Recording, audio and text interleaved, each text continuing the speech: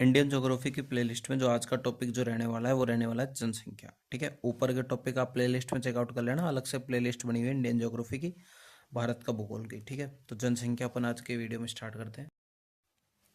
जनसंख्या, जनसंख्या वितरण, जनसंख्या का घनत्व, जनसंख्या वृद्धि, साक्षरता, लिंग अनुपात और ग्रामीण व शहरी जनसंख्या। इसको अच्छे से पढ़ना, इससे बहुत ज्यादा क्वेश्चन आते हैं। ठीक है। जनसंख्या वितरण, जनसंख्या वितरण को प्रभावित करने वाले कारक जैसे कि जलवायु, अत्यधिक शीतल, अति उष्ण एवं अति आर्द्र। ठीक है, धरातल, विषम धरातल होते हैं कई कई, उसमें कम आबादी पाई जाती है। ठीक है, अति आर्द्र में और कम मतलब अति आर्द्र में और विषम धरातल में कम आबादी पाई जाती है।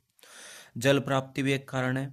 खनिज संसाधन हुए, परिवहन कैसा है, सामाजिक, मनोवैज्ञानिक, धार्मिक और सांस्कृतिक, इस ये भी एक कारण है।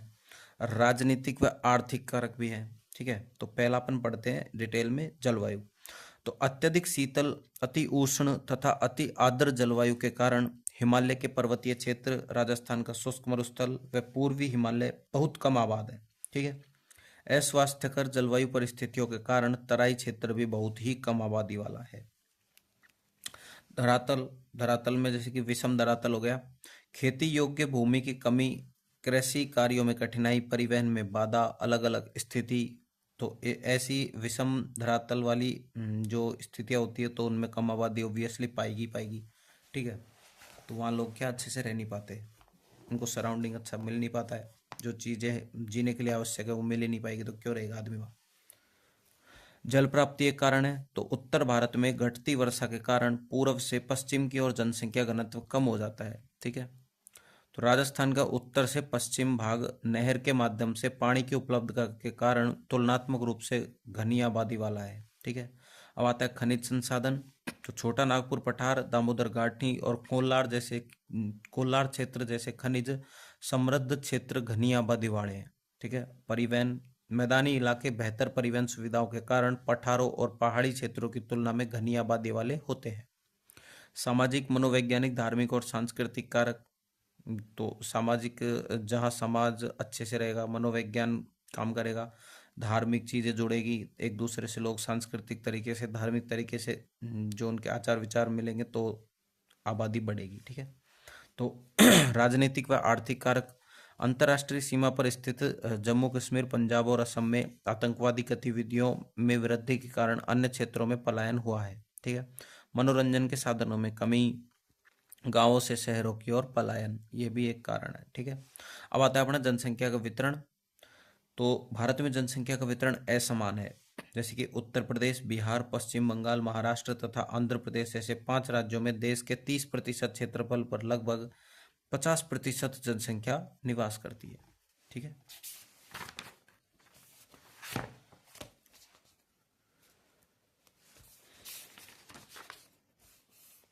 वहीं उत्तर तथा उत्तर पूर्वी पर्वतीय राज्यों में 16% क्षेत्र है, पर 4% से भी कम जनसंख्या निवास करती है।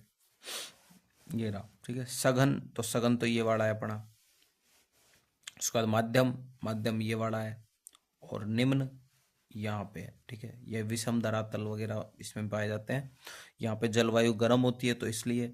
ठीक है, तो सघन जनसंख्या वाले क्षेत्र, तो मैदानी क्षेत्र सर्वाधिक सघन होते हैं, जैसे कि जल, कृषि और परिवहन की उपलब्धता होती है यहाँ। ठीक है, पंजाब, उत्तर प्रदेश, बिहार, पश्चिम बंगाल, असम, चंडीगढ़ और उत्तर पूर्वी राजस्थान तथा दक्षिण भारत के तटवर्ती भाग। मध्यम जनसंख्या वाले क्षेत्र जैसे कि पठारी क्षेत्र और पठारी क्षेत्र मध्यम सघन। ठीक है, खनिजों के कारण औद्योगिक विकास यहाँ अधिक होता है।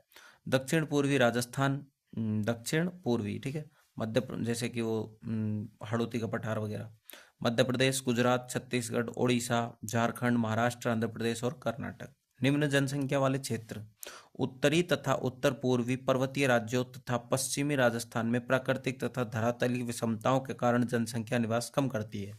अब आता है जनसंख्या घनत्व। भारत की औसत जनसंख्या घनत्व है 382। ठीक है,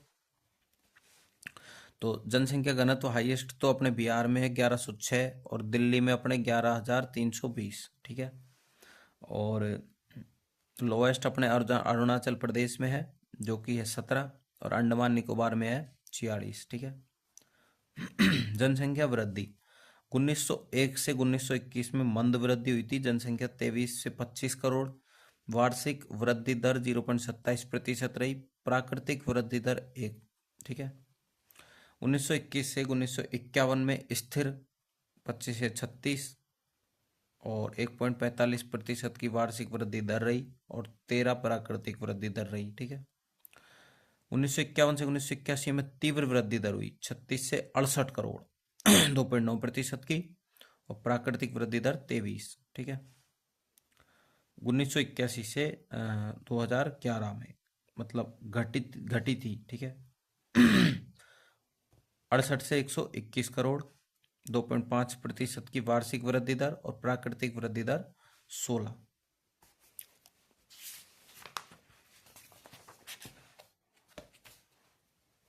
जनसंख्या की वृद्धि दर दशकीय आधार पर देखी जाती है। सन 1901 से 2011 के मध्य जनसंख्या वृद्धि को 4 अवस्थाओं में विभाजित किया गया है। मंद वृद्धि का काल 1901 से 1921 ईस्वी, जन्म दर उच्च 48 एवं मृत्यु दर उच्च 47। 1911 से 1921 के दशक में अकाल, महामारियों एवं भोजन की कमी के कारण मृत्यु दर बहुत अधिक थी, जिससे जनसंख्या वृद्धि की दर नकारात्मक -0.31% रही। ठीक है। 1921 को महान जनांकीय विभाजक कहा जाता है क्योंकि इसके बाद जनसंख्या में निरंतर वृद्धि की प्रवृत्ति देखी जाती है। स्थिर वृद्धि का काल 1921 से 1951 ईस्वी, जन्म दर उच्च 40 परंतु मृत्यु दर 27 में थोड़ी कमी दर्ज की गई। अकाल एवं महामारी पर नियंत्रण पा लिया गया, अतः इस काल के दौरान स्थिर वृद्धि दर्ज हुई। तीव्र वृद्धि का काल 1951 से 1981 ईस्वी, मृत्यु दर में गिरावट 12 थी और जन्म दर में गिरावट केवल 4 थी। परिणाम स्वरूप जनसंख्या में उच्च वृद्धि दृष्टिगोचर हुई। 1951 ईस्वी को द्वितीय जनांकीय विभाजक कहा जाता है क्योंकि इसके बाद देश की जनसंख्या में तीव्र वृद्धि प्रारंभ हुई थी। 1961 ईस्वी से 1971 के मध्य सर्वाधिक दशकीय वृद्धि 24.8% दर्ज हुई, जो विकास कार्यों में तेजी तथा स्वास्थ्य सुविधाओं में सुधार के कारण थी। कब? 1961 से 1971 के मध्य। घटती वृद्धि का काल 1981 से 2011। मृत्यु दर में गिरावट 8 थी और जन्म दर में गिरावट 15 थी प्रति हजार पे। ठीक है। जनसंख्या वृद्धि दर घटने की प्रवृत्ति दृष्टिगोचर हुई, जिसका मुख्य कारण परिवार नियोजन कार्यक्रम की सफलता को माना जाता है। नोट: भारतीय जनांकीय संक्रमण की तृतीय अवस्था में है क्योंकि प्राकृतिक वृद्धि दर अभी भी अधिक है तथा जन्म दर मृत्यु दर से अधिक है। दशकीय वृद्धि 2001 से 2011, दशकीय वृद्धि दर 17.7%। 1951 के बाद पहली बार भारत की दशकीय वृद्धि दर तो 20% से कम रही है। दशकीय वृद्धि दर उच्चतम मेघालय में 27.9%, दादरा नागर हवेली में 55.9%, निम्नतम नागालैंड में 0.6% और लक्षद्वीप में 6.3%। ठीक है। साक्षरता दर 1961 से 2011 तो 61 में 28% थी, 2011 में 73% है। पुरुष साक्षरता दर 40% उस टाइम थी, 80.9% अब है। महिला साक्षरता दर 15% थी उस टाइम, इस टाइम 64.6% है, मतलब 2011 की रिपोर्ट के अनुसार।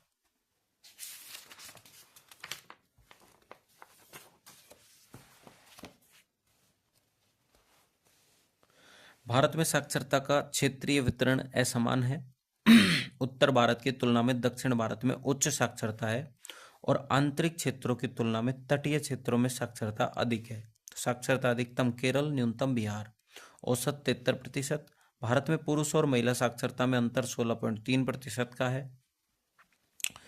पुरुष महिला साक्षरता में सर्वाधिक अंतर राजस्थान में तथा न्यूनतम अंतर मेघालय में पाया जाता है। सर्वाधिक राजस्थान में, न्यूनतम मेघालय में।